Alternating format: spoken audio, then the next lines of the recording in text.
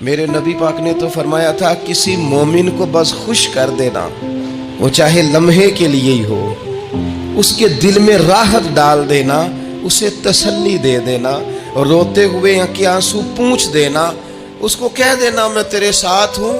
فرمایا مومن کے دل میں تم نے خوشی داخل کر دی تو 60 سال نفل پڑھنے سے اللہ تمہیں زیادہ ثواب عطا کر دے گا۔